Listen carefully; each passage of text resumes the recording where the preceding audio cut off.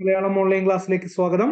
നമ്മൾ ഇന്ന് ചർച്ച ചെയ്യുന്ന അധ്യായം വാസവദത്ത എന്ന പേരുള്ള ഒരു കവിതയാണ്. മലയാളത്തിന്റെ പ്രശസ്ത കവി, ആധുനിക കവിത്രയത്തിൽ ഒരാളായ കുമാരനാശാൻ രചിച്ച കരുണ എന്ന് പറയുന്ന ഭാഗത്തിലെ ഒരു അല്ലെങ്കിൽ കവിത എന്ന് പറയുന്ന കവിതയിലെ ഒരു ഭാഗമാണ് വാസവദത്ത എന്ന പേരിൽ നമുക്ക് പഠിക്കാനുള്ള ഒരു കവിത. കുമാരനാശൻ എന്ന കവിയെ കുറിച്ച് അധികമൊന്നും പറയേണ്ട ആവശ്യമില്ല. മലയാളം പഠിതാക്കൾക്ക് എല്ലാ ക്ലാസ്സിലും അല്ലെങ്കിൽ ഏതൊരു കാലത്തും ഒരുപോലെ പഠിക്കാവുന്ന നിരവധി കവിതകൾ മലയാളികൾക്ക് സമ്മാനിച്ച മഹാനായ കവിയാണ് കുമാരനാശാൻ.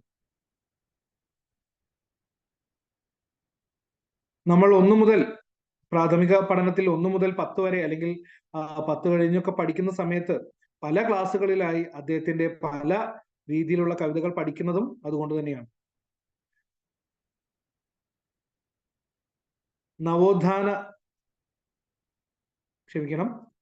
ആധുനിക കവിത്രയം എന്ന പേരിൽ അറിയപ്പെടുന്ന അദ്ദേഹത്തിന് രചനകൾക്ക് ഒട്ടനേകം പ്രത്യേകതകളുണ്ട്. കുമാരനാശൻ എന്ന് പറയുന്ന കവി, അദ്ദേഹത്തിന്റെ രചനകളുടെ പേരെടുത്ത് നോക്കുക: ചിന്താവിഷ്ടയ സീത, കരുണ, ലീല, പ്രരോധനം, ചണ്ഡാല ഭിക്ഷുകി, ഇങ്ങനെ തുടങ്ങിയ ഒരുപാട് രചനകളിൽ സ്ത്രീ കേന്ദ്രീകൃത കഥാപാത്രങ്ങളെ നമുക്ക് കാണാനായിട്ട് സാധിക്കും. കവിതകളിലും കഥകളിലെല്ലാം നായികർക്ക് പ്രാധാന്യം നൽകിയിരുന്ന കാലത്ത് നായികയുടെ ഉള്ളറിയാൻ ശ്രമിച്ച കവിയാണ് കുമാരനാശൻ എന്ന് പറയപ്പെടുന്നത്. ഉദാഹരണത്തിന് ചിന്താവിഷ്ടയായ സീത എടുത്തു നോക്കാം. ചിന്താവിഷ്ടയായ സീതയിൽ സീതയാണ് കേന്ദ്ര കഥാപാത്രം. പുരാണ ഭാരത ഇതിഹാസങ്ങളിൽ ഒന്നായിട്ടുള്ള രാമായണം, നമുക്ക് എല്ലാവർക്കും അറിയുന്ന പോലെ രാമന്റെ അയനങ്ങൾ ചർച്ച ചെയ്യുന്ന രാമായണത്തിൽ നായകൻ രാമനാണ്, പ്രാധാന്യവും രാമന് തന്നെയാണ്. എന്നാൽ ആ കഥയിലെ ഒരു ഭാഗം കവിതയായി വന്നപ്പോൾ ആ കവിതയിൽ സീതയുടെ ചിന്തകൾക്കാണ് കവി പ്രാധാന്യം നൽകിയത്. തന്റെ മക്കളെ കാത്തിരിക്കുന്ന സീത എന്തെല്ലാമായിരിക്കും ചിന്തിക്കുക എന്ന അദ്ദേഹത്തിന്റെ ചിന്തകളാണ് കവിതയായിട്ട് നമ്മൾക്ക് മുൻപിൽ എത്തിപ്പെട്ടത്. കരുണയിലും സ്ഥിതി മറ്റൊന്നല്ല. കരുണയിലെ പ്രധാന കഥാപാത്രം വാസവദത്തയാണ്. വാസവദത്ത എന്ന് പറയുന്ന ഒരു വേശ്യസ്ത്രീ, ശരീരം വിറ്റ് ജീവിക്കുന്ന ഒരു പെൺകുട്ടിക്ക് ബുദ്ധസന്യാസിയോട് തോന്നിയ പ്രണയവും അതിൽ തുറന്നുണ്ടാവുന്ന ബാക്കി കാര്യങ്ങളും എല്ലാം അടങ്ങുന്ന ഒന്നാണ് കവിത ചർച്ച ചെയ്യുന്നത്. അതിലെ ഒരു ഭാഗം മാത്രമാണ് നമുക്ക് പഠിക്കാനുള്ളത്.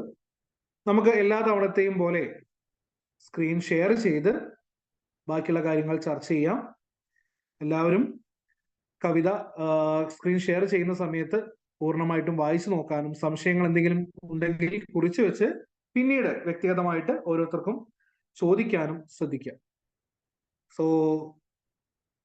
സ്ക്രീൻ ഷെയർ ചെയ്യാൻ പോവാണ്.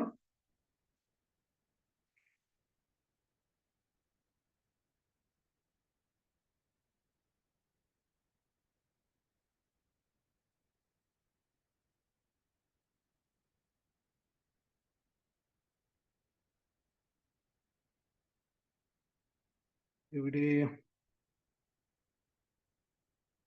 ഓക്കെ, ഇതാ ചെയ്യുന്നു.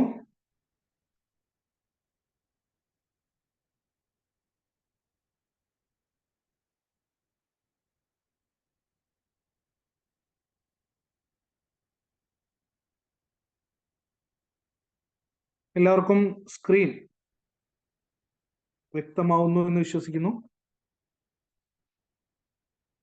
വാസവ ദത്ത അഥവാ കുമാരനാശാന്റെ കരുണ. ശീർഷകം നൽകിയിരിക്കുന്ന സ്ഥലത്ത് കരുണ എന്ന പുസ്തകവും കുമാരനാശാന്റെ ചിത്രവും നമുക്ക് കാണാനായി സാധിക്കും. ആദ്യം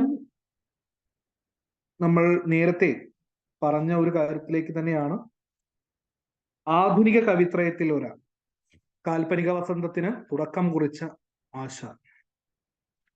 ആധുനിക കവിത്രയം എന്നറിയപ്പെടുന്ന മറ്റ് രണ്ടു പേരുടെ ചിത്രങ്ങൾ കൂടി നൽകിയിരിക്കുന്നത് അവിടെ കാണാം. ആശാൻ ഉള്ളൂർ വള്ളത്തോൾ, കുമാരനാശാൻ ഉള്ളൂർ എസ് പരമേശ്വരയ്യർ, വള്ളത്തോൾ നാരായണ മേനോൻ. ത്രയം 3 പേർ, ആധുനിക കവികളിലെ ത്രയം എന്നറിയപ്പെടുന്ന, ആധുനിക കവിത്രയം എന്ന പേരിൽ അറിയപ്പെടുന്ന 3 പേർ. കുമാരനാശാനിലേക്ക്, കുമാരനാശാന്റെ ഒരു ചിത്രം നൽകിയിരിക്കുന്നു, ഒന്ന് കാണാം. അതിനുശേഷം അദ്ദേഹത്തിന്റെ ഒരു ജീവിത രേഖ നൽകിയിരിക്കുന്നത് കാണാം. 1873 ഏപ്രിൽ 12 തിരുവനന്തപുരത്ത് ചിറയൻകീഴുള്ള കായ്ക്കരയിലെ ജനനം. അച്ഛൻ നാരായണൻ, അമ്മ കാളിയമ്മ.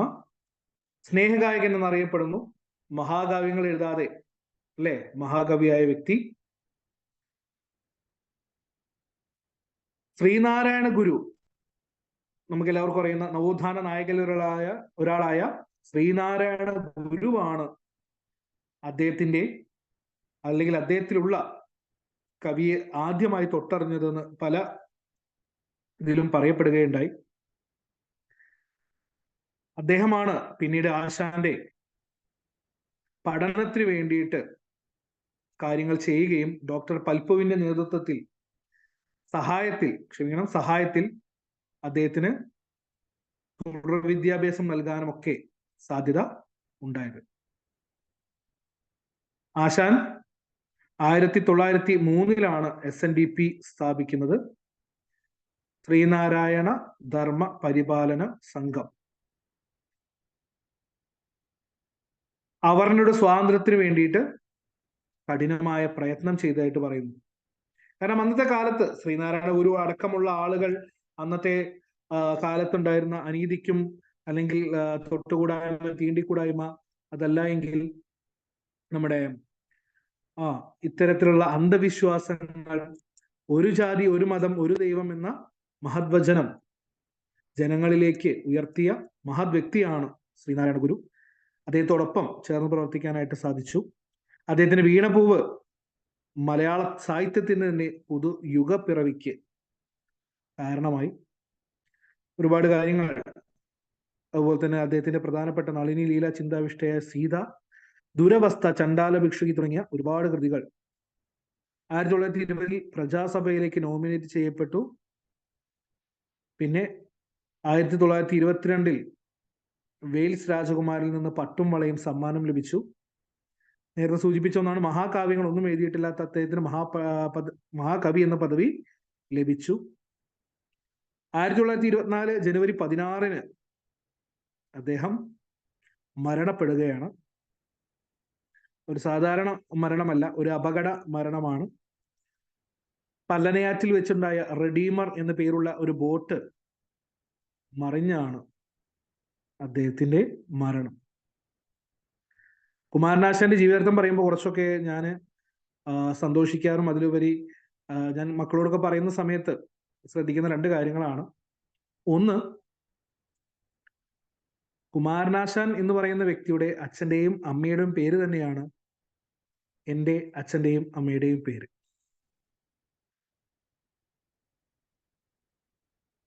രണ്ടാമത്, അദ്ദേഹവും അധ്യാപകനാണ്, ഞാനും അധ്യാപകനാണ്. ഇത് ഞാൻ ആദ്യമായി പറയുമ്പോൾ കുട്ടികൾക്ക് വളരെയധികം അതിശയത്തോടുകൂടി ആണല്ലേ എന്നുള്ള രൂപത്തിൽ ചിന്തിക്കും. അതിലൊരു കുട്ടി പറയാണ്, മാഷും അതേപോലെ റെഡീമർ ബോട്ട് മറിഞ്ഞ് മരിക്കുമോ എന്ന്. അപ്പോ ബാക്കിയെല്ലാം ഈ പറഞ്ഞ പോലെ സാമ്യമാണ്.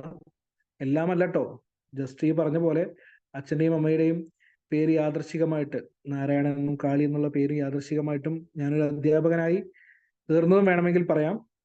ബാക്കിയെല്ലാം അദ്ദേഹത്തിന് മാത്രമുള്ള, മരണം ഉൾപ്പെടെ മാത്രമുള്ള പ്രത്യേകതകളാണ്. അപ്പോ ആ ഒരു അപകടം 1924 ജനുവരി 16 നടന്ന ആ ഒരു അപകടം മലയാള സാഹിത്യത്തിൽ നിന്നും നമുക്കൊരു വലിയ മഹത്തായിട്ടുള്ള കവിയെ നഷ്ടപ്പെടുത്തി. ഇനി കരുണ എന്ന കവിതയുടെ സംഗ്രഹം ഒന്ന് നോക്കാം. ആദ്യം നമ്മൾ പഠിക്കാൻ പോകുന്ന കവിത അതിലൊരു ഭാഗം മാത്രമാണ്. അപ്പോ ആ കരുണ എന്ന് പറയുന്ന കവിതയുടെ എന്താണ് അതിൻ്റെ ഉള്ളിൽ ഉൾക്കൊള്ളുന്നത് എന്ന് നമ്മൾ അറിഞ്ഞു വേണം ഓരോ കാര്യങ്ങളും പഠിക്കുന്നതിന് വേണ്ടിയിട്ട്. ഉത്തരമധുരയിലെ പ്രസിദ്ധയായ ഒരു വേശ്യയാണ്, അതായത് ശരീരം വിറ്റ് ജീവിക്കുന്ന ഒരു വേശ്യയാണ് വാസവദത്ത. അവൾക്കൊരു ദിവസം ബുദ്ധശിഷ്യനായിട്ടുള്ള ഉപഗുപ്തനോട് പ്രണയം, അനുരാഗം തോന്നി. ഒരുപാട് തവണ തന്റെ അരികിലേക്ക് ക്ഷണിക്കുവാൻ വേണ്ടി തോഴിയെ അയച്ചെങ്കിലും അന്നെല്ലാം സമയമായില്ല എന്ന മറുപടിയാണ് ഉപഗുപ്തൻ നൽകിയത്. അതിനിടയ്ക്ക്, കാലം കടന്നു പോകുന്നതിനിടയ്ക്ക്, ഒരു തൊഴിലാളി പ്രമാണി അതുപോലെ തന്നെ ഒരു കച്ചവടക്കാരൻ, രണ്ടുപേരെയും ഒരേ സമയത്ത് വാസവദത്ത സ്നേഹിക്കുകയാണ്, അല്ലെങ്കിൽ താല്പര്യം പ്രകടിപ്പിക്കുകയാണ്.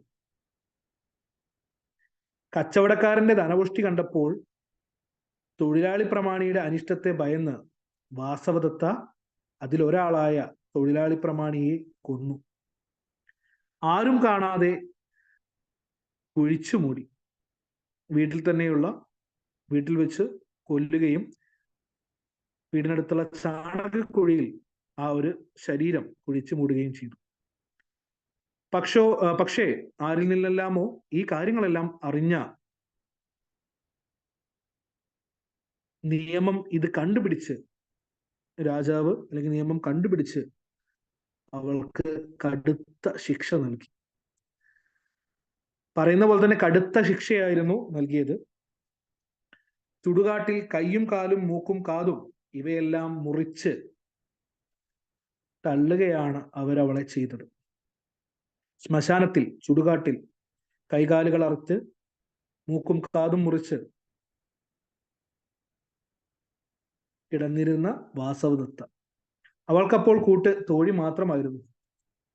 ആ തോഴി അവൾക്കടുത്തിരുന്നു കൊണ്ട് അവളുടെ പ്രാണൻ പോകാൻ നിൽക്കുന്ന നേരം ഈ എന്താ പറയാ, ഈച്ചകളും പ്രാണികളും എല്ലാം അവളുടെ ശരീരം ലക്ഷ്യമാക്കി വരുമ്പോൾ അവയിൽ നിന്നെല്ലാം അവളെ ആട്ടി ഓടിക്കാൻ വേണ്ടിയിട്ട് ഒരു ഇലയുമായിട്ട് ആ തോഴി അവിടെ ഇരിപ്പുണ്ട്. ആ അവസരത്തിലാണ് ഉപഗുപ്തൻ അവളെ തേടിയെത്തുന്നത്. മരിക്കാനായി കിടക്കുന്ന അവൾക്ക് ബുദ്ധധർമ്മങ്ങൾ ഉപദേശിച്ച് മോക്ഷം അല്ലെങ്കിൽ മുക്തി ഉപദേശിക്കുകയാണ് ഉപഗുപ്തൻ ചെയ്യുന്നത്. അങ്ങനെ അവസാന നിമിഷമെങ്കിലും ഉപഗുപ്തൻ തൻ്റെ അടുത്ത് വന്നല്ലോ എന്ന് സന്തോഷത്തോടു കൂടി അവൾ മരണപ്പെടുകയാണ്. ഉപഗുപ്തനും തോഴിയും കൂടി നദീതീരത്ത് ചിത കൂട്ടി അവളുടെ ശരീരം ദഹിപ്പിക്കുന്നു. കരഞ്ഞുകൊണ്ടിരിക്കുന്ന തോഴിയെ സമാധാനിപ്പിക്കുന്നു. കാമത്തിന്റെ കയ്പും പ്രേമത്തിന്റെ ഇനിപ്പും ചേർന്ന ഒരു സൗന്ദര്യധാമം ഒരു പിടി ചാമ്പലാകുന്നത് ഗുപ്തൻ ഇങ്ങനെ നോക്കി നിന്ന് കണ്ടു. അദ്ദേഹത്തിന്റെ കണ്ണിൽ നിന്ന് ഒരു കണ്ണുനീർ പോലെ എന്ത് ചെയ്തു? ആമലീക ഫലം നെല്ലിക്ക പോലെ ഉതിർന്നു. ഇതാണ് നമ്മുടെ കരുണ എന്ന് പറയുന്ന കവിതയിലെ സംഗ്രഹം എന്ന് പറയുന്നത്. നമ്മളുടെ കവിതയാവട്ടെ, നമ്മളുടെ കവിത വാസവദത്ത എന്ന് പറയുന്ന നായികയുടെ അവതരണമാണ്. അവൾ ആരെന്നുള്ളത്, അവളുടെ രൂപം എന്നിവ ഒരു വാങ്മയ ചിത്രം എന്ന വണ്ണം ഈ ഒരു ഭാഗത്തിൽ വരച്ചിട്ടിരിക്കുന്നത് നമുക്ക് കാണാനായിട്ട് സാധിക്കും. നമുക്കെല്ലാവർക്കും അറിയാം, കവിത രചിക്കുന്നത് പഴയ അല്ലെങ്കിൽ പല രൂപത്തിലും പല രീതിയിലുമൊക്കെയാണ്. അവരത് രചിക്കുന്ന സമയത്ത് വൃത്തം നോക്കും, അതുപോലെ തന്നെ പ്രാസം നോക്കും. ഇവയെല്ലാം ചേർന്ന് തയ്യാറാക്കുന്ന ഒന്നാണ് കവിത. ഈ കവിതയുടെ പ്രത്യേകതകളിൽ ഒന്നാണ്, ഇതൊരു വാങ്മയ ചിത്ര രൂപത്തിലാണ് രചിച്ചിട്ടുള്ളത്. എന്താണ് വാങ്മയ ചിത്രം? ചിത്രം എന്ന് കേൾക്കുമ്പോൾ നമുക്ക് മനസ്സിലെന്താ വരിക? അല്ലെ, ചിത്രം, ഫോട്ടോ. ഇവിടെ ചിത്രം, ആ ചിത്രം നമുക്ക് ലഭിക്കുന്നത് കാഴ്ചയിലൂടെയല്ല. അതൊരു ചിത്രത്തിന്റെ രൂപത്തിലല്ല നമ്മളിലേക്ക് എത്തുന്നത്. നമ്മളുടെ മനസ്സിലുള്ള ചിത്രമല്ല എന്ന് സാരം. വാക്കുകൾ കൊണ്ടുള്ള ചിത്രമാണ്. വാക്കുകൾ കൊണ്ട് ചിത്രമോ? ചില വരികൾ കൊണ്ട്, ചില വിവരണങ്ങൾ കൊണ്ട് ഒരു ചിത്രം പോലെ നമ്മളുടെ മനസ്സിലേക്ക് ഒരു കാര്യത്തെ എത്തിക്കാനായി സാധിക്കും.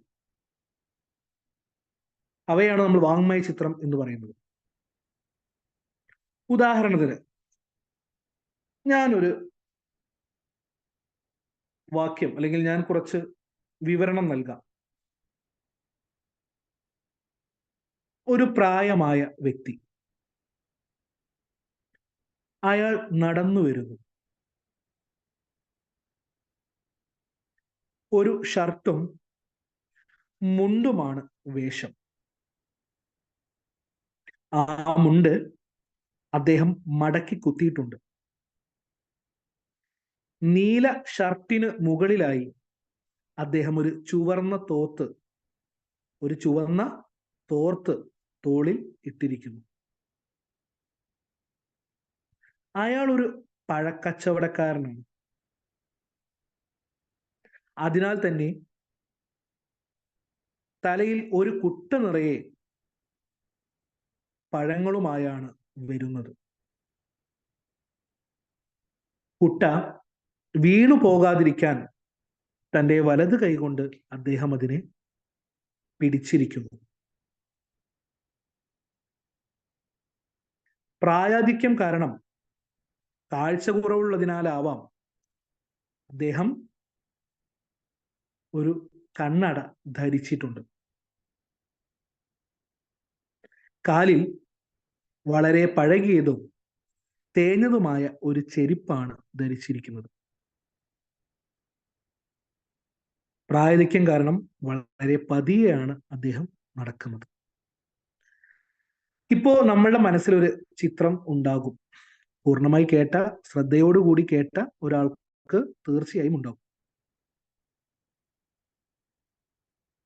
ഇതാണ് വാങ്മയ ചിത്രം. ഇപ്പൊ നമുക്ക് ആരാണ് നടന്നു വരുന്നതെന്ന് ചോദിച്ചാൽ അറിയാം. നമ്മളുടെ മനസ്സിൽ ആ ഒരു ചിത്രം ഉണ്ടാവും. ബാക്കിയുള്ള കാര്യങ്ങളെല്ലാം ചിന്തിക്കുന്ന ആളിന്റെ ഭാവനയ്ക്കനുസരിച്ച് മാറിക്കൊണ്ടിരിക്കും. പക്ഷേ ഈ പറയുന്ന മുണ്ടും വസ്ത്രങ്ങളും അദ്ദേഹത്തിന്റെ രൂപവും തലയിലെ പഴക്കൊട്ടയും എല്ലാം എല്ലാവരിലും ഒരുപോലെ ഉണ്ടാവും. ശരിയല്ലേ?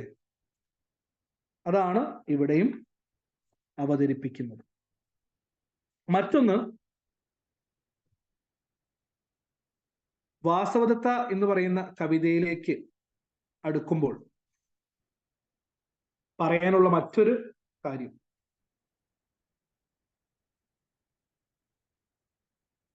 ഈ ഒരു കവിത പൂർണ്ണമായും വഞ്ചിപ്പാട്ട് വൃത്തത്തിലാണ് രചിച്ചിട്ടുള്ളത്. വഞ്ചിപ്പാട്ടോ? വഞ്ചിപ്പാട്ട് കേട്ടില്ലേ? നമ്മുടെ തിത്തിത്താരാതിത്തിത്തൈ അല്ലെ? കുട്ടനാടൻ പുഞ്ചയിലെ കൊച്ചു പെണ്ണെ കുയിലാളെ, കൊട്ടു വേണം, കുഴൽ വേണം, കുരവ വേണം, ഓദിത്തിത്താരാതിത്തിത്തൈ ഇതാണ് വഞ്ചിപ്പാട്ട് അല്ലെ? രാമപുരത്തുവാരിയാണ് അതിന്റെ ഉപജ്ഞാതാവ്. രാമപുരത്തുവാരി രചിച്ച വഞ്ചിപ്പാട്ടിന്റെ അല്ലെങ്കിൽ അതിന്റെ താളം നദോന്നത എന്ന വൃത്തത്തിലാണ് അത് രചിക്കപ്പെട്ടിട്ടുള്ളത്. ആ ഒരു രീതിയിൽ തന്നെയാണ് നമ്മുടെ മഹാനായിട്ടുള്ള കുമാരനാശാൻ എന്ന കവിയും ഈ ഒരു കവിത തയ്യാറാക്കിയിട്ടുള്ളത്. വാസവദത്ത എന്ന പേരിൽ നമുക്ക് പഠിക്കാനുണ്ട്. കുട്ടനാടൻ പുഞ്ചയിലെ കൊച്ചു പെണ്ണെ കുയിലാളെ കൊട്ടു വേണം, കുഴൽ വേണം, കുരവ വേണം. ഉത്തര മധുര പൂരിക്കുത്തരോപാന്തത്തിലുള്ള വിസ്തൃത രാജവീതി തൻ കിഴക്കരുകിൽ കാളിമകളും നഭസയുമ്മ വയ്ക്കും വെൺമാനോജ്ഞ മാളികയും നിന്റെ തെക്കേ മലർമുറ്റത്തിൽ. ഇങ്ങനെ നമുക്ക് ഏത് വരികള് വേണമെങ്കിലും ആ ഒരു ഈണത്തിൽ അവസാന വരി നോക്കുക. കഞ്ചബാണം തന്റെ പട്ടം കെട്ടിയ രാജ്ഞി പോലൊരു മഞ്ജുളാങ്കിയിരിക്കുന്നു മതിമോഹിനി. ഇങ്ങനെയാണ് അവസാനിക്കുന്നത്. അപ്പൊ ആ ഒരു വൃത്തത്തിന്റെ പ്രത്യേകതയാണ് വഞ്ചിപ്പാട്ട് വൃത്തത്തിലാണ് രചിച്ചിട്ടുള്ളത്. അത് കൃത്യമായിട്ട് നമ്മൾ ആദ്യം പറഞ്ഞ പോലെ തന്നെ ഈ കവിത പൂർണ്ണമായിട്ടും വാസവദത്ത എന്ന് പറയുന്ന നായികയെ നമുക്ക് പരിചയപ്പെടുത്താൻ വേണ്ടിയിട്ട് നൽകുന്ന വാങ്മയ ചിത്രമായിട്ടാണ്, അല്ലെങ്കിൽ ആ ചിത്രത്തിന്റെ ഭാഗമാണ്. കരുണ എന്ന് പറയുന്ന കവിത പൂർണ്ണമായിട്ടും വാങ്മയ ചിത്രമല്ല കേട്ടോ. പറയുന്ന ഭാഗം അല്ലെങ്കിൽ നമുക്ക് പഠിക്കാനുള്ള ഈ ഭാഗം മാത്രമാണ് അത്തരത്തിലുള്ളത്. ഇനി നമുക്ക് വരികളിലേക്ക് കടക്കാം. വരികൾ ഓരോന്നായിട്ട് നമുക്ക് ചർച്ച ചെയ്ത് ആശയങ്ങൾ പങ്കുവെക്കാം. സംശയങ്ങൾ എന്തെങ്കിലും ഉണ്ടെങ്കിൽ കുറിച്ച് വെച്ച് ചോദിക്കുകയും ചെയ്യാം. അപ്പോ ആദ്യ വരികൾ ഇപ്രകാരമാണ്. വളരെ ഒരു ചെറിയ കവിതയാണ്, എന്നാലും നമുക്ക് എല്ലാവർക്കും മനസ്സിലാവുന്ന രൂപത്തിൽ ഈ കഥയുടെ പിന്നിലുള്ള കാര്യങ്ങളും കാരണങ്ങളും പറഞ്ഞു പോകുമ്പോഴാണ് പാഠഭാഗം നമ്മളിലേക്ക് പൂർണ്ണമായും എത്തുന്നത് എന്നുള്ള ധാരണയിലാണ് ഇത്രയും നേരം ആമുഖമായിട്ട് സംസാരിച്ചത്. ശ്രദ്ധിക്കുക. ഉത്തര മധുരാപുരിക്കുത്തരോപാന്തത്തിലുള്ള വിസ്തൃത രാജവീതിതൻ കിഴക്കരുകിൽ. ഉത്തര മധുരാപുരി ഞാൻ ആദ്യം സൂചിപ്പിച്ചു അല്ലെ? ഉത്തര മധുര എന്ന് പറയുന്ന ആ പട്ടണത്തെ കുറിച്ച്. അതായത് പട്ടണം ഒരു വടക്കൻ പ്രദേശമാണ്. അവിടെ തെക്കുവടക്കായിട്ട് നീണ്ടുപോകുന്ന ഒരു രാജപാതയോട് ചേർന്ന് നിൽക്കുന്ന കിഴക്കരുകിൽ വിസ്തൃത രാജവീതി. വീതി അല്ലെ? രാജവീതി. വീതി എന്ന് പറഞ്ഞാൽ വഴി. ഒരു വിസ്തൃത രാജപാതയോട് ചേർന്ന് നിൽക്കുന്ന ഒരു വീതിയുടെ കിഴക്കേ അരികിൽ കാളിമകാളും നഭസയുമ്മ വയ്ക്കും വെൺമനോജ്ഞ മാളികയൊന്നിന്റെ തെക്കേ മലർ മുറ്റത്തിൽ. നഭസ് അല്ലെ? നഭസ് ആകാശം. അതായത് കാളിമകാളും നഭസയുമ്മ വയ്ക്കുന്ന പറയുന്നത് ആകാശത്തെ ഉമ്മ വയ്ക്കുന്ന, അതായത് നമ്മൾ പറഞ്ഞ പോലെ കിഴക്ക് മാറി നിൽക്കുന്ന മാനം മുട്ടുന്ന എന്നൊക്കെ പറയില്ല നമ്മള് അല്ലെ? നഭസ ഉമ്മ വയ്ക്കുന്ന, അല്ലെങ്കിൽ അത്രയും വലിയ ആകാശത്തെ തൊട്ടു നിൽക്കുന്ന വെൺമനോജ്ഞം, നല്ല മനോജ്ഞമുള്ള നല്ല മനോഹരമായ ഒരു മാളിക, ഒരു കൊട്ടാരം അല്ലെ? ആ കൊട്ടാരത്തിന്റെ തെക്കേ മലർമുറ്റത്തിൽ, അതിന്റെ തെക്കുഭാഗത്തുള്ള ഒരു മലർമുറ്റം, മലർപ്പൂവ് അല്ലെ? ഒരു മുറ്റത്തിൽ അല്ലെ? ഒരു പൂവുള്ള ഒരു മുറ്റത്തിൽ. അപ്പോ ഉത്തരാമധുരപുരിയിലെ ഒരു രാജവീതിയുടെ കിഴക്കരികിലായിട്ട് സ്ഥിതി ചെയ്യുന്ന വളരെ മനോഹരമായ ആകാശം മുട്ടെ വലിപ്പമുള്ള ഒരു മാളികയുടെ തെക്കേ മുറ്റത്തിൽ വ്യാളീമുഖം വച്ചു തീർത്ത വളഞ്ഞ വാതിലാർ നഗത്താളിരുന്നാൾ കാണും ചെറുമതിലിനുള്ളിൽ. വ്യാളീമുഖം, വ്യാളി ഇല്ലേ? നമുക്ക് എല്ലാവർക്കും അറിയാം വ്യാളി. അപ്പൊ ഒരു വ്യാളീമുഖം ഉണ്ട്.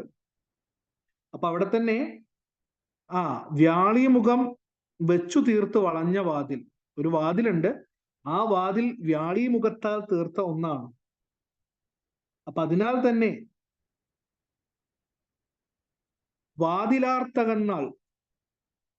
വാതിലാർ നഗത്താളിരുന്നാൾ കാണും ചെറുമതിലിനുള്ളിൽ. ഒരു ചെറുമതിലാണ്, ഒരു ചെറിയ മതിലാണ്. അതിനാൽ തന്നെ വേണമെങ്കിൽ അല്ലെ നടന്നു പോകുന്നവർക്കൊക്കെ മാളിക വളരെ വ്യക്തമായിട്ട് കാണാനായിട്ട് പറ്റും. അപ്പോ മതിലിനകത്ത് ഈ പറയുന്ന പോലെ പൊക്കം കുറവായത് കൊണ്ട് തന്നെ പാതയിലൂടെ പോകുന്ന ആൾക്കാർക്കൊക്കെ എന്ത് ചെയ്യാൻ പറ്റും? ആ ഈ വ്യാളിമുഖം വെച്ച് തീർത്ത വളഞ്ഞ വാതിൽ അല്ലേ? വളഞ്ഞ വാതിലാർ നഗത്താൽ ഇരുന്നാൾ കാണും. ആ വ്യാളിമുഖം വെച്ച് തീർത്ത ആ ഒരു വളഞ്ഞ വാതിൽ എന്ത് ചെയ്യാൻ പറ്റും? ആ പാതയിലൂടെ നടക്കുന്നവർക്ക് കാണാനായിട്ട് സാധിക്കും. ആ മതിലിന് വ്യാളിമുഖം വെച്ച് തീർത്ത ഒരു വളഞ്ഞ വാതിലുണ്ട്. അപ്പൊ അവിടെ ഉദ്ദേശിക്കുന്നത് ആ മതിലിനെ കുറിച്ചാണ്. ഒരു ചെറുമതിലിനുള്ളില് വേണമെങ്കിൽ ആളുകൾ നടന്നു പോയിട്ടുണ്ടെങ്കിൽ എന്ത് ചെയ്യാൻ പറ്റും? കാണും. ആ മതിലിൽ എന്ത് ചെയ്യുന്നുണ്ട്? വ്യാളിമുഖം വെച്ചു തീർത്ത ഒരു വളഞ്ഞ വാതിലും നൽകിയിരിക്കുന്നു. ഇത്രയുമാണ് ആദ്യ വരികളിൽ പറയുന്നത്. അടുത്ത വരികളിലേക്ക് പോകാം. ചിന്നിയ പൂങ്കുലകളാം പട്ടുതൊങ്ങൽ ചൂഴുമൊരു പൊന്നശോകം വിടർത്തിയ കുടതൻ കീഴിൽ. ചിന്നിയ അല്ലെ, ചിതറിക്കിടക്കുന്ന പൂങ്കുലകളാം. അതായത് നേരത്തെ നമ്മൾ സൂചിപ്പിച്ചു, ഇപ്പൊ എവിടെ? നമ്മുടെ മാളികയുടെ തെക്കേ മുറ്റാണ്. അവിടെ ചിന്നി ചിതറി പൂങ്കുലകൾ പോലെ എന്ത് ചെയ്യുന്നുണ്ട്? ഒരു പൊന്നശോകം നിൽക്കുന്നുണ്ട് അല്ലെ? അതായത് അശോകത്തിന്റെ ചെടി അല്ലെങ്കിൽ മരം നിൽക്കുന്നുണ്ട്. നമുക്ക് കണ്ടിട്ടുണ്ടെങ്കിൽ എന്ത് തോന്നും? പൂങ്കുലകളാം പട്ടുതൊങ്ങൽ ചൂഴുമൊരു. അതായത് ഇവിടെ പറയുന്നത്, നമുക്ക് കണ്ടിട്ടുണ്ടെങ്കിൽ പട്ടുതൊങ്ങലെല്ലാം പട്ടുകൊണ്ട് നിർമ്മിച്ച തൊങ്ങൽ തൂക്കിയിട്ട ഒരു കുട പോലെ തോന്നുന്ന ഒരു അശോകത്തിന്റെ ചെടിയുണ്ട്. അവിടെ ഇങ്ങനെ ചെതറിക്കിടക്കുന്ന ഒരു അശോകത്തിന്റെ ചെടി. അതിലിങ്ങനെ എന്ത് ചെയ്യുന്നുണ്ട്? പൂക്കളെല്ലാം ഇങ്ങനെ പട്ട് വിരിച്ചിട്ട തൊങ്ങൽ പോലെ എന്ത് ചെയ്യുന്നുണ്ട്? ഇങ്ങനെ അല്ലെങ്കിൽ കണ്ടിട്ടുണ്ടെങ്കിൽ നമുക്ക് അങ്ങനെ എന്ത് ചെയ്യും? പട്ടുപോലെ ഇങ്ങനെ തൂങ്ങിക്കിടക്കുന്ന തൊങ്ങൽ പോലെ നമുക്ക് തോന്നിപ്പോകും. മസൃണശിലാസനത്തിൽ ചെരിഞ്ഞ പാർശ്വത്തിൽ പുഷ്പ വിശ്രമര സുരഭിയാമുപാദാനത്തിൽ. അടുത്ത വരി നോക്കൂ. മസൃണശിലാസനത്തിൽ. എന്താ മസൃണശിലാസനം? അതായത് നല്ല കല്ലുകൊണ്ട് നിർമ്മിച്ച എന്നർത്ഥം. നല്ല മിനുസമുള്ള കല്ലുകൾ കൊണ്ട് നിർമ്മിച്ച ഒരു ചരിഞ്ഞ പാർശ്വത്തിൽ പുഷ്പ ഇത് ഒരു ചെരിഞ്ഞ പാർശ്വം. ഇത് പാർശ്വം എന്ന് പറഞ്ഞപ്പോ എന്താ? അത് ഉദാഹരണം ഇരിക്കാൻ പറ്റുന്ന ഒരു ഇരിപ്പിടമാണ്. അതായത് നമുക്ക് നല്ല മിനുത്ത ഒരു കല്ലിൽ ചേർത്ത ഒരു ഇരിപ്പിടം. അവിടെ ചെരിഞ്ഞ പാർശ്വത്തിൽ പുഷ്പ വിശ്രമര സുരഭിയാമുപദാനത്തിൽ. അവിടെ ഉദ്ദേശിക്കുന്നത് പുഷ്പത്തിന്റെ, പുഷ്പം എന്ന് പറഞ്ഞാൽ പൂക്കളുടെ വിശ്രമരം. എന്താ വിശ്രമരം? അതായത് പരക്കുക എന്നർത്ഥം. വിശ്രമരം എന്ന് പറഞ്ഞാൽ പരക്കുന്ന. സുരഭി എന്ന് പറഞ്ഞാൽ നല്ല മണമുള്ളത്, സുഗന്ധമുള്ളത് എന്നർത്ഥം. മസൃണശിലാസനത്തിൽ ചെരിഞ്ഞ പാർശ്വത്തിൽ പുഷ്പ വിശ്രമര സുരഭിയാം ഉപദാനത്തിൽ. ഉപദാനം അല്ലെ? അതായത് ഇവിടെ ഉദ്ദേശിക്കുന്നത് നമ്മളുടെ ഇരിക്കുന്ന അല്ലെങ്കിൽ നമ്മുടെ വാസവദത്തെ ഇരിക്കുന്ന കാര്യത്തെ കുറിച്ചാണ്, അല്ലെങ്കിൽ അവളെ കുറിച്ചാണ് അവിടെ സൂചിപ്പിക്കുന്നത്. അശോകത്തിന്റെ ചുവട്ടിലുള്ള ഒരു കല്ല്, അല്ലെങ്കിൽ ഒരു കല്ലുകൊണ്ട് നിർമ്മിച്ച ഒരു ഇരിപ്പിടം, അല്ലെങ്കിൽ ഒരു എന്താ പറയാ ചാരുമഞ്ചം എന്നൊക്കെ പറയില്ല നമ്മള്, അത്തരത്തിലൊരു മഞ്ചം. അവിടെ ചാരി ഇരിക്കുന്ന ഈ പറയുന്ന ഒരു എന്താ പറയാ മനോഹരമായിട്ടുള്ള വളരെ സുഗന്ധം അല്ലെ, വളരെ സുഗന്ധം വമിക്കുന്ന ഒരു പെൺകുട്ടി. വളരെയധികം എന്താണ്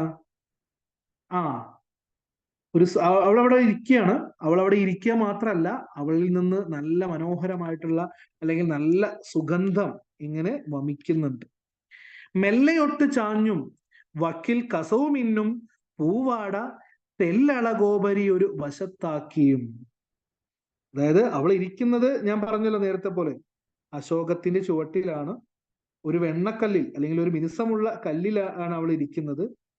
അവൾ എന്ത് ചെയ്യുന്നുണ്ട്? ചാരി ഇങ്ങനെ ഇരിക്കുകയാണ്. അവിടെ പറഞ്ഞു അല്ലേ, ചെരിഞ്ഞ പാർശ്വത്തിലാണ് അവൾ ഇരിക്കുന്നത്. മെല്ലെയൊട്ട് ചാഞ്ഞും വക്കിൽ കസവുമിന്നും പൂവാട തെല്ലളകോപരി ഒരു വശത്താക്കിയും. അവളുടെ വസ്ത്രധാരണത്തെ പറഞ്ഞത്. അവൾ ധരിച്ചിരിക്കുന്നത് മെല്ലെയൊട്ട് ചാഞ്ഞും അല്ലെ, മെല്ലെയൊട്ട് ചാഞ്ഞും വക്കിൽ കസവ് മിന്നുന്ന പൂവാട. പൂവാട എന്ന് പറഞ്ഞാൽ പൂ പോലെയുള്ള അട. ഇവിടെ ഉദ്ദേശിക്കുന്നത് നമ്മുടെ പൂവാട അല്ല കേട്ടോ, വസ്ത്രം എന്നാണ്. ആട, ആട, കസവ് മിന്നുന്ന ആടയും അല്ലെങ്കിൽ വസ്ത്രവും. തെല്ലളകോപരി, അല്ലെ, തെല്ലളകോപരി ഒരു വശത്താക്കിയും. തെല്ലള എന്ന് പറഞ്ഞിട്ടുണ്ടെങ്കിൽ അർത്ഥം കാണുന്നത് നമ്മളെ സാരിയുടെ ഒക്കെ മുന്താണില്ലേ, അതാണ്. അപ്പൊ ഇവിടെ ഉദ്ദേശിക്കുന്നത് അവളുടെ വസ്ത്രം അല്ലെങ്കിൽ വാസവദത്തയുടെ വസ്ത്രത്തെ കുറിച്ചാണ്. അവൾ നല്ല മനോഹരമായ കസവ് കരയുള്ള ഒരു പട്ടുവസ്ത്രം അല്ലെങ്കിൽ പട്ടു സാരി, കസവ് മിന്നുന്ന ഒരു പൂവാട അവൾ എന്ത് ചെയ്ത് വശത്താക്കി വെച്ചിരിക്കുന്നു, അണിഞ്ഞിരിക്കുന്നു. അപ്പോ തെല്ലളകോപരി, അതായത് മുന്താണി, അവൾ എന്ത് ചെയ്യണം, മുന്താണി തെല്ലളകോപരി ഒരു വശത്താക്കിയും. അവൾ അത് മീതെ കൂടി എടുത്ത് എന്ത് ചെയ്തിട്ടുണ്ട്, വശത്താക്കി വെച്ച്. ഇതെന്താ പറയാ, നമ്മൾ സാരിക്ക് ഒതുക്കി വെക്കില്ലേ, അങ്ങനെ ഒതുക്കി വെച്ചിട്ടുണ്ട്. ഇത്രയും മണി വരികൾ പറയുന്നു. അതായത് ചിന്നിയ പൂങ്കുലകളാം പട്ടുതൊങ്ങൽ ചൂഴുന്ന, അതായത് നല്ല പട്ടുതൊങ്ങൽ പോലെയുള്ള ഒരു എന്താ പറയാ അശോകമരത്തിന്റെ ചുവട്ടിൽ, മസൃണ ശിലാസനത്തിൽ ചെരിഞ്ഞ പാർശ്വത്തിൽ പുഷ്പവിശ്രമര സുരഭിയാം ഉപദാനത്തിൽ, വളരെ ഭംഗിയുള്ള ഒരു കല്ലുകൊണ്ട് നിർമ്മിച്ച അല്ലെങ്കിൽ വെണ്ണക്കല്ലിൽ തീർത്ത ഒരു ചാരുമഞ്ചലിൽ അവൾ എന്ത് ചെയ്തിരിക്കുന്നു, ഒരു പുഷ്പ സൗരഭ്യം അല്ലെങ്കിൽ പുഷ്പ സൗരഭ്യം വമിക്കുന്ന ഒരു പെൺകുട്ടി അതാ ചാരി ഇരിക്കുകയാണ്. അവൾ എന്ത് ചെയ്തിരിക്കുന്നു, മെല്ലെ ഒന്ന് ചാഞ്ഞും ചെരിഞ്ഞൊക്കെ ഇരിക്കുന്നുണ്ട്. അവൾ ധരിച്ചിരിക്കുന്നത് കസവ് മിന്നുന്ന ഒരു ആട അല്ലെങ്കിൽ ചേലയാണ്, ഒരു വസ്ത്രമാണ്. അതുപോലെ തന്നെ അവൾ ധരിച്ചിരിക്കുന്ന ചേലയുടെ മുന്താണി അവൾ എന്ത് ചെയ്തിട്ടുണ്ട്, എടുത്ത് ഒരു വശത്തു കൂടി കൃത്യമായിട്ട് വശത്താക്കി വച്ചിട്ടുമുണ്ട്. അടുത്ത വരിയിലേക്ക് നോക്കാം. അപ്പോ ഇരിക്കുന്ന സ്ഥലം പറഞ്ഞു, ഇരിപ്പിടം പറഞ്ഞു, വസ്ത്രം പറഞ്ഞു. അടുത്ത ആഭരണമാണ്. കല്ലൊളി വീശുന്ന കർണപൂരമാർന്നും വിടരാത്ത മുല്ലമാല ചിന്നും കൂന്തൽ കരിവാർമുകിൽ. അതായത് അതിലേക്ക് എത്തുന്നതിന് മുമ്പ് ഇവിടെ വേറെ പറയുന്നുണ്ട്. കല്ലൊളി വീശുന്ന, ഒളി അല്ലെ, എന്താ ഒളി എന്ന് പറഞ്ഞ ഭംഗി എന്നർത്ഥം. ഒളി വീശുന്ന കർണപൂരമാർന്നു, കർണം അല്ലെങ്കിൽ കർണാപൂരം എന്ന് പറഞ്ഞാൽ കർണാഭരണം. കർണം എന്ന് പറഞ്ഞാൽ ചെവി എന്നാണ്. അപ്പോ ചെവിയില് ധരിക്കുന്ന ആഭരണം, അതെന്തോ അല്ലെ, നമ്മൾ പറഞ്ഞ കമ്മലോ മറ്റോ ആയിരിക്കും. അപ്പോ നല്ല ഒളി വീശുന്ന, നല്ല തിളക്കമുള്ള ഒരു നല്ല കർണാഭരണവും വിടരാത്ത മുല്ലമാല ചിഹ്നും കൂന്തൽ കരിവാർമുകിലും. വിടരാത്ത മുല്ലമാല നമുക്ക് എല്ലാവർക്കും അറിയാം, പെൺകുട്ടികൾ ഏറ്റവും കൂടുതലായിട്ട് അണിയുന്ന പുഷ്പങ്ങളിൽ ഏതെന്ന് ചോദിച്ചാൽ ആദ്യം മനസ്സിലേക്ക് വരുന്ന ഒന്നാണ് മുല്ല, അല്ലെ. അവിടെ വിടരാത്ത മുല്ലമാല മിന്നും, മുല്ല കൊണ്ട് തയ്യാറാക്കി വെച്ചിരിക്കുന്ന അല്ലെങ്കിൽ മുല്ല മൊട്ടുകൊണ്ട്, വിടരാത്ത എന്ന് പറഞ്ഞിട്ടോ, നമുക്കറിയാലോ, നമ്മൾ അണിയുന്ന സമയത്ത് മുല്ല മൊട്ടുകൾ കൊണ്ടുള്ള മാലയല്ലേ നമ്മൾ തീർക്കുക. അപ്പൊ മുല്ല മൊട്ടുകൊണ്ട് തയ്യാറാക്കിയിട്ടില്ല മാല അണിഞ്ഞും. എന്താ അണിഞ്ഞിരിക്കുന്നത്, കൂന്തൽ കരിവാർമുകിൽ, അവൾ കൂന്തലിൽ അണിഞ്ഞിരിക്കുന്നു. കൂന്തൽ, എന്താ കൂന്തൽ, മുടി അല്ലെ. മുല്ല എവിടെ അണിയ, മുടിയിലാണ്. അപ്പൊ അവളുടെ നല്ല മനോഹരമായിട്ടുള്ള കാർക്കൂന്തലിൽ, കാർക്കൂന്തൽ നല്ല മനോഹരമായിട്ടുള്ള കറുത്ത മുടിയിൽ എന്ത് ചെയ്തിരിക്കുന്നു, അവൾ വിടരാത്ത മുല്ലമാല വച്ചിട്ടുണ്ട് എന്നാണ് അവിടെ ഉദ്ദേശിക്കുന്നത്. അതുപോലെ തന്നെ ചെവികളിൽ, കർണത്തിൽ ആഭരണങ്ങൾ, വളരെ തിളക്കമുള്ള ആഭരണങ്ങൾ അണിഞ്ഞിരിക്കുന്നു. പൊട്ടു കാണുമാറും അതിനിടയിൽ നന്മൃഗമത പൊട്ടിയെന്ന മുഖചന്ദ്രൻ സ്ഫുരിക്കുമാറും. പൊട്ടുകാണുമാറും അതിനടിയിൽ നന്മൃഗ മത പൊട്ടിയെന്ന മുഖചന്ദ്രൻ സ്ഫുരിക്കുമാറും. അപ്പോൾ അവിടെ നോക്കിക്കഴിഞ്ഞിട്ടുണ്ടെങ്കിൽ നമുക്ക് കാണാം, എന്താണ് അവളുടെ അതായത് അവളുടെ മുഖത്തെ കുറിച്ചാണ് പിന്നീട് പറയുന്നത്. പൊട്ടു കാണും. ഇപ്പൊ ആദ്യം പറഞ്ഞത് നമ്മൾ കഴിഞ്ഞു വന്ന് ചേല പറഞ്ഞു, കാത് പറഞ്ഞു, മുടി പറഞ്ഞു. ഇനി മുഖമാണ്. മുഖത്തിൽ അവൾ എന്ത് ചെയ്തിരിക്കുന്നു, നൻ മൃഗമത, മൃഗമത, മൃഗമതം എന്ന് പറഞ്ഞാൽ കസ്തൂരിയാണ്. കസ്തൂരിയാൽ തയ്യാറാക്കിയിട്ടുള്ള കുറി അണിഞ്ഞിട്ടുണ്ട്. ഒട്ടുകാറുമാറ് അല്ലെ, ഒട്ടുകാണുമാറും അതിനിടയിൽ, ഒട്ടും അല്ലെങ്കിൽ നമുക്ക് കാണുന്ന ആ മുഖത്തെ കുറിച്ചാണ് പറയുന്നത്. അതിന്റെ ഇടയിൽ കാണുന്ന മുഖത്ത് എന്ത് ചെയ്തിരിക്കുന്നു? കസ്തൂരികളാൽ തയ്യാറാക്കിയിട്ടില്ല മൃഗമത പൊട്ടി എന്ന പോലെ മുഖചന്ദ്രൻ സ്ഫുരിക്കുമാറും. മുഖചന്ദ്രൻ, മുഖമാകുന്ന ചന്ദ്രൻ എന്ന് വേണമെങ്കിൽ വിഗ്രഹിക്കാം അല്ലെ. അതായത് ഇവിടെ ഉദ്ദേശിക്കുന്നത് നല്ല കസ്തൂരി കുറി അണിഞ്ഞ പെൺകുട്ടിയാണ് ആര്? വാസവദത്ത. അത്രയും ഭംഗിയൊക്കെ വേണ്ടേ ഒരു വേശ്യയാകുമ്പോ? ആളുകൾ അടുത്തേക്ക് വരണ്ടേ? അപ്പൊ ഒരു രാജകുമാരിക്ക്, ഞാൻ പറഞ്ഞല്ലോ അന്നത്തെ കാലത്ത് രാജകുമാരിക്ക് തുല്യമായിട്ട് ഇരിക്കുന്ന ആളുകളാണ്. അതായത് വേശ്യാവൃത്തി അത്ര മോശം തൊഴിലൊന്നല്ല. നമ്മളിന്ന് വേശ്യാസ്ത്രീകളെ മോശം എന്ന് പറയുന്ന പോലെ അന്നത്തെ കാലത്ത് വേശ്യാസ്ത്രീകൾ മോശം എന്നല്ല, അതവരുടെ തൊഴിലായിരുന്നു. അപ്പൊ അതുകൊണ്ട് തന്നെ അവൾ മനോഹരിയായിരിക്കണം, ആരും ആകർഷിക്കുന്ന രൂപത്തിലായിരിക്കണം വസ്ത്രധാരണം ഒക്കെ. അപ്പൊ അതുകൊണ്ട് തന്നെ മൃഗമത പൊട്ടി എന്ന മുഖചന്ദ്രൻ സ്ഫുരിക്കുമാറും, നല്ല കസ്തൂരിക്കുറിയൊക്കെ അണിഞ്ഞ് മുഖത്തിന് അല്ലെ ചന്ദ്രനെ പോലെ അല്ലെ. നമ്മൾ പറയില്ലേ നിന്നെ കാണാൻ നല്ല ചന്ദ്രന്റെ തിളക്കമുണ്ട്, ഏതോ പരസ്യത്തിൽ പറയുന്നില്ലേ, ചന്ദ്രൻ തോറ്റുപോകും നിന്റെ മുഖത്തിന്റെ സൗന്ദര്യം കണ്ടാൽ. അപ്പൊ ആ മുഖത്തിനെ കുറിച്ചാണ് പറയുന്നത്. ഉദിച്ചു വരുന്ന ചന്ദ്രന്റെ ഭംഗിയാണ് സ്ഫുരിക്കുക, തിളങ്ങുക അല്ലെ. തിളക്കമുള്ള ചന്ദ്രന്റെ പോലെയാണ് അവളുടെ മുഖം കാണാൻ. ലോലമോഹനമായി തങ്കപ്പങ്കജത്തെ വെല്ലും വലം കാലിടത്തു തുടക്കാമ്പിൽ കയറ്റിവെച്ചു. ലോലം അല്ലെ, അതീവ ലോലമായിട്ടുള്ള, ലോലമോഹനമായി തങ്കപ്പങ്കജത്തെ, എന്താ പങ്കജം? പങ്കജം താമരപ്പൂ. അതായത് ലോലമോഹനമായി തങ്കപ്പങ്കജത്തെ വെല്ലും വലം കാൽ, അവളുടെ വലം കാല് നോക്കിക്കഴിഞ്ഞാൽ വളരെ ലോലമായ, വളരെ സോഫ്റ്റ് ആയിട്ടുള്ള ഈ പറയുന്ന താമരപ്പൂവിനെ പോലെ വെല്ലുന്ന, മീൻസ് വിജയിക്കുന്ന അല്ലെ. അതായത് അവളുടെ വലംകാലിനെ വിശേഷിപ്പിക്കുകയാണ്. അവളുടെ വലംകാൽ എന്താണ്? ഈ പറയുന്ന വളരെ ലോലമായ താമരയെ പോലും തോൽപ്പിക്കുന്ന സൗന്ദര്യമുള്ളതാണ് അവളുടെ വലംകാൽ. ആ വലംകാൽ അവൾ എന്ത് ചെയ്തിരിക്കുന്നു? തുടക്കാമ്പിൽ കയറ്റി വെച്ചും, ഒരു കാല് മറ്റൊരു കാലോട് പിണച്ച് തുടയിൽ കയറ്റി വച്ചിരിക്കുന്നു. അടുത്ത വരിയിലേക്ക് കിടക്കാം.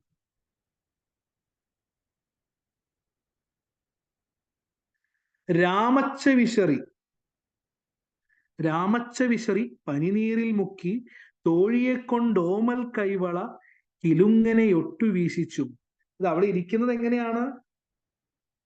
ഇരിക്കുന്നത് ഒരു രാജകുമാരിയുടെ ഇരുത്താണ്.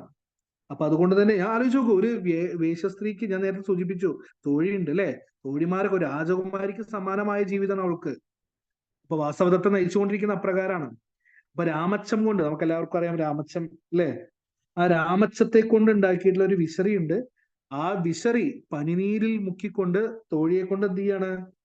ഇങ്ങനെ വീശുന്നുണ്ട് അല്ലെ. അപ്പൊ രാമച്ച വിശറി മുക്കിയിട്ട് ഇങ്ങനെ തോഴിയോട് എന്ത് പറയാണ്? വീശിക്കൊള്ളാൻ പറഞ്ഞുകൊണ്ടിരിക്കുകയാണ്. മുക്കി തോഴിയെ കൊണ്ട് ഓമൽ കൈവള കിലുങ്ങയൊട്ടു അല്ലെ, കിലുങ്ങയൊട്ടു വീശിച്ചും. അതായത് ആ പനിനീരിൽ മുക്കിക്കൊണ്ടിരിക്കുന്ന സമയത്ത് തോഴി ഇങ്ങനെ വീശുമ്പോ എന്ത് ചെയ്യുന്നുണ്ട്? ഈ തോഴിയുടെ കൈവള അല്ലെ, കയ്യിലുണ്ടാവുന്ന വള ഇങ്ങനെ കിലുങ്ങുന്നുണ്ട് എന്നർത്ഥം. അതായത് നമ്മളിങ്ങനെ വീശുന്നതിന്റെ ശബ്ദത്തിനനുസരിച്ച് ആ തോഴിയുടെ കയ്യിൽ കിടക്കുന്ന വളകൾ ശബ്ദിക്കുന്നു എന്നാണ് പറയുന്നത്. ലാസ്റ്റ് വരി, കഞ്ചവാണൻ തന്റെ പട്ടം കെട്ടിയ രാജ്ഞി പോലൊരു മഞ്ജുളാങ്കിയിരിക്കുന്നു മതിമോഹിനി. അതായത് ഇവിടെ ഉദ്ദേശിക്കുന്നത് കഞ്ചബാണൻ എന്ന് പറഞ്ഞിട്ടുണ്ടെങ്കിൽ അർത്ഥം താമരയാകുന്ന അമ്പോട് കൂടിയവൻ എന്നൊക്കെയാണ്. പക്ഷേ നമ്മൾ കൃത്യമായിട്ടൊരു ഒറ്റവാക്കിൽ അർത്ഥം പറഞ്ഞാൽ കാമദേവൻ അല്ലേ. വേശ്യസ്ത്രീകളിൽ ഉണ്ടാക്കുന്ന അല്ലെങ്കിൽ വികാരം എന്ന് പറയുന്നത് കാമമാണ്. കാമദേവൻ എന്ന് പറയും നമ്മള്, ഓരോരുത്തർക്കും ദേവന്മാരുണ്ടല്ലോ. അപ്പോ കാമദേവന്റെ അല്ലെ പട്ടം കെട്ടിയ രാജ്ഞി പോലെ, അതായത് പൂവമ്പൻ, കാമദേവൻ എന്നൊക്കെ പറയും. അപ്പോ കാമദേവന്റെ പട്ടമഹിഷി അല്ലെങ്കിൽ ഈ പറയുന്ന രാജ്ഞി എന്നൊക്കെ പറയും. രാജ്ഞിയെ പോലെ ഒരു മഞ്ജുളാംഗി, ഒരു പെൺകുട്ടി, ഒരു സുന്ദരി അവിടെ ഇങ്ങനെ ഇരിക്കുകയാണ്. അതായത് നമുക്ക് വാസവദത്ത എന്ന് പറയുന്ന പെൺകുട്ടിയെ ഇവിടെ ഒരു രാജ്ഞിയായിട്ട് കൽപ്പിക്കുകയാണ് കുമാരനാശാൻ. കാരണം എന്താ? സാധാരണ ഒരു ചക്രവർത്തിമാരുടെ ഭാര്യ അല്ലെങ്കിൽ പത്നിമാരൊക്കെയാണ് എന്ത് ചെയ്യുന്നത്, ഈ വെൺകൊറ്റക്കുടയും അല്ലെങ്കിൽ ഈ പറയുന്ന എന്താണ് രാമച്ചവിശ്രിയൊക്കെ വീശിയിട്ട് ഇങ്ങനെ ഇരിക്കുക. അപ്പോ ഈ പറയുന്ന രീതിയിൽ ഇരിക്കുന്നത് കണ്ടപ്പോ പറയാണ്, കാമദേവന്റെ പട്ടം കെട്ടിയ രാജ്ഞി പോലെ ഒരു സുന്ദരി ഇരിക്കുന്നു, ആരെയും അല്ലെങ്കിൽ ആരെയും മോഹിപ്പിക്കുന്ന മതിമോഹിനിയായിട്ട് എന്ന് പറയാണ്. ഇത്രയുമാണ് നമ്മുടെ കവിത. ഒരിക്കൽ കൂടി വിശദീകരിക്കുകയാണെന്നുണ്ടെങ്കിൽ, ഉത്തര മധുരാപുരിയിലുള്ള ആദ്യ വരി തൊട്ട് ഒന്ന് വേഗത്തിൽ പറഞ്ഞു പോകാം. ഉത്തര മധുരാപുരിയിലുള്ള ഒരു പ്രദേശത്ത് രാജവീതിയുടെ കിഴക്കരികിലുള്ള ഒരു സ്ഥലം, അവിടെ ആകാശത്തെ ഉമ്മ വെക്കുന്ന വളരെ മനോഹരമായ മാളികയുടെ മുറ്റത്താണ് സംഭവം. അവിടെ ഒരു ചെറുമതിലാണുള്ളത്. ആ ചെറുമതിലിനുള്ളിലേക്ക് അല്ലെങ്കിൽ അവിടെ നോക്കിക്കഴിഞ്ഞാൽ നമുക്ക് കാണാം, അവിടെ വ്യാളിമുഖം വെച്ചു തീർത്ത ഒരു വളഞ്ഞ വാതിൽ നമുക്ക് കാണാനായിട്ട് സാധിക്കും. ഒരു ചിന്നിയ പൂങ്കുലകളാം പട്ടുതൊങ്ങൽ നിർത്തിയ ഒരു കുടയുടെ കീഴിൽ, അതൊരു പൊന്നശോകത്തിന്റെ ചെടി, ആ ഒരു പൊന്നശോകം വളരെയധികം എന്ത് ചെയ്തിട്ടുണ്ട്, മൂടി നിൽക്കുകയാണ്. അങ്ങനെ മൂടി നിൽക്കുന്ന സമയത്ത് ഒരു കുട പോലെ നമുക്ക് തോന്നും. ആ കുട പോലെ തോന്നുന്നതിന്റെ അടുത്ത് ഒരു വെണ്ണക്കല്ലിൽ ഉണ്ടാക്കിയിട്ടുള്ള ചാരു ശില്പത്തിൽ അല്ലെങ്കിൽ ചാരു മഞ്ചലിൽ ഒരു പുഷ്പത്തിന്റെ സൗന്ദര്യം അല്ലെങ്കിൽ സൗരഭ്യം, സുഗന്ധം വമിക്കുന്ന ഒരു പെൺകുട്ടി ഇരിക്കുന്നു. അവളുടെ വസ്ത്രം നല്ല കസവ് കൊണ്ട് ഉണ്ടാക്കിയ ഒരു ചേലയാണ്. അതിന്റെ ഭംഗിയുള്ള മുന്താണി അവൾ വളരെ മനോഹരമായിട്ട് ഒതുക്കി വെച്ചിരിക്കുന്നു. നല്ല തിളക്കമുള്ള കർണാഭരണം ധരിച്ചിട്ടുണ്ട്, ചെവിയിൽ കർണ ആഭരണം ധരിച്ചിട്ടുണ്ട്. മാത്രമല്ല, വിടരാത്ത മുല്ലകൾ കൊണ്ട് നിർമ്മിച്ച മാല കറുത്ത മുടിക്ക് കൂടുതൽ ഭംഗി നൽകുന്നുണ്ട്. അവളുടെ നെറ്റിയിലാവട്ടെ കസ്തൂരിയുടെ കുറി അണിഞ്ഞ് ഒരു ഉദിച്ചുയരുന്ന സൂര്യനെ കണക്ക് തിളങ്ങി നിൽക്കുകയാണ് അവളുടെ മുഖം.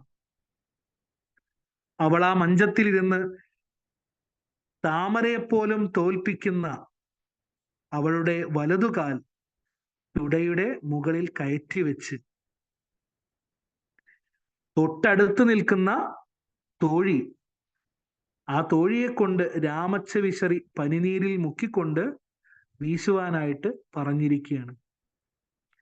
ആ വീശുന്നതിനിടയ്ക്ക് അവളുടെ കൈകളിലെ വള, തോഴിയുടെ കൈകളിലെ വള പ്രത്യേക ശബ്ദത്തിൽ ഇളങ്ങുന്നുണ്ട്. ഈ രൂപത്തിലിരിക്കുന്ന അവളെ കണ്ടാൽ നമുക്ക് തോന്നിപ്പോകും അവൾ ഒരു കാമദേവന്റെ പട്ടം കെട്ടിയ രാജ്ഞിയാണോ എന്നുള്ളത്. അത്രയ്ക്കും മനോഹരിയാണവൾ, മതിമോഹിനിയാണവൾ. ഇത്രയുമാണ് നമ്മുടെ വരികളിലെ പ്രധാന ആശയം.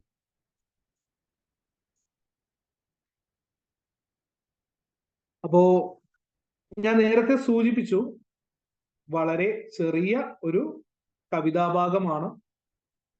എന്നിരുന്നാലും നമ്മളത് പഠിക്കുന്ന സമയത്ത് അതിനോടൊപ്പം തന്നെ കുമാരനാശാനെയും അദ്ദേഹത്തിന്റെ രചനകളെയും അതുപോലെ കരുണ എന്ന് പറയുന്ന കവിതയുടെ പൂർണ്ണമായിട്ടുള്ള ഭാഗവും എല്ലാം ഒന്ന് വായിച്ചു വെക്കുന്നത് വളരെ നല്ലതായിരിക്കും, മനസ്സിലാക്കി വെക്കുന്നത് വളരെ നല്ലതായിരിക്കും.